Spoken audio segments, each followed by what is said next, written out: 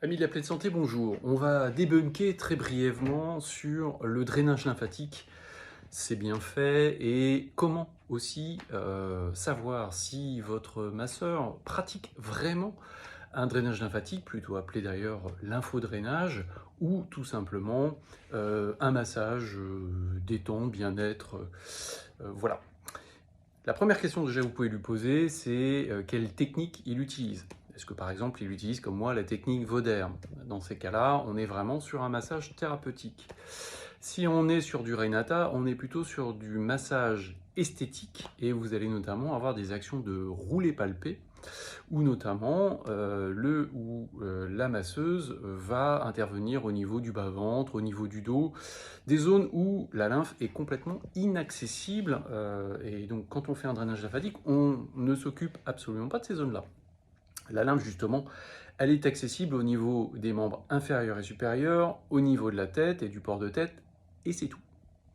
Voilà, donc c'est une bonne façon déjà, quand vous prenez rendez-vous, ou quand vous souhaitez prendre rendez-vous, en posant ces quelques questions, de savoir ce que on va vous proposer.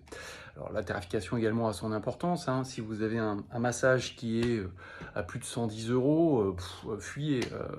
Un drainage lymphatique, ça dure 1 heure max, et on est sur des tarifs qui vont osciller entre 70 et 80, 90 euros, grand maximum en province, en tout cas, en province. Voilà. Ce qui est important également, lorsque vous rentrez dans le cabinet, veillez à regarder si les diplômes de formation sont présents, parce que ça c'est une obligation légale, et ça vous confortera également sur le fait que le praticien est vraiment formé à vous proposer un drainage. Et puis pour terminer, demandez une facture. Demander une facture, déjà, ça va vous permettre de pouvoir proposer cette dite facture à votre complémentaire santé et vous faire rembourser tout ou partie de cette intervention.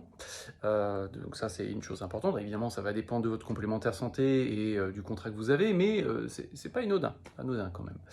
Voilà.